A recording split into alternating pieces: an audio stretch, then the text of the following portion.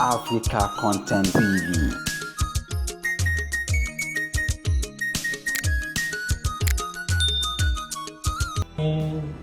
Ní pasán. Àmín. Torí èèyàn bá pa asán, ayé kì í bàjẹ́, wọ́n dáadáa ni.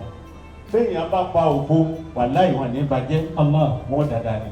Béèyàn bá sì pàdánù náà, mẹ́tẹ̀ẹ̀ta yẹn ayé kì í bá yẹn jẹ́, bá mi sọ di wákà.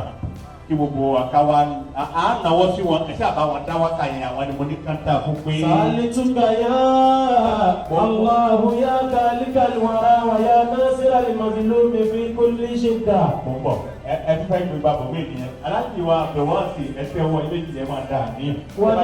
Ẹ bá ti dẹ́kọ́ lọ́wọ́ wo ṣe ìgbésí ayé yìí, mọ́tí bí ti ṣe é bọ̀, ẹ bá dà ní àbáwọn náà. Wa ya sátírà lè àwòrátì, wà mí sharri shaytani, wà naqsi wà kéde wà mí kulli shay'in sábọ̀ní fi baliyati, wà mí kulli shay'in sábọ̀ní fi baliyati. Ayyaman laysa li minhum mujirun, bi afwika min azabika astajiru.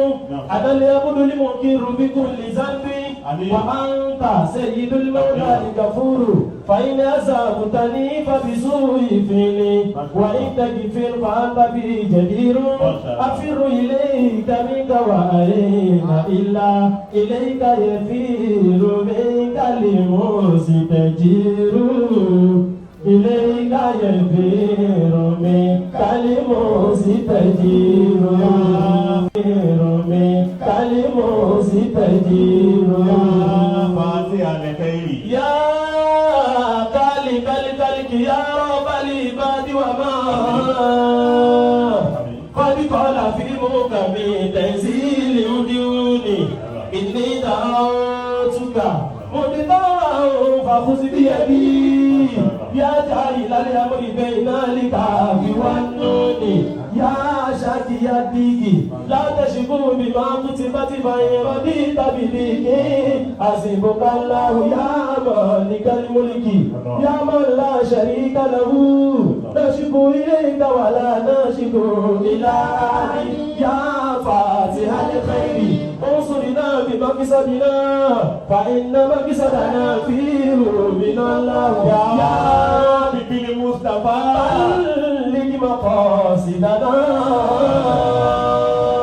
يا رب بالمنتدى بلغ مقاصدنا يا رب بالمجتبى بلغ مقاصدنا يا رب بالمتقى بلغ مقاصدنا يا رب بالمنتقى بلغ مقاصدنا فاغفر لنا ما مضى يا واسع الكرم فاغفر لنا ما مضى يا واسع الكرم. Ọlọ́run Allah.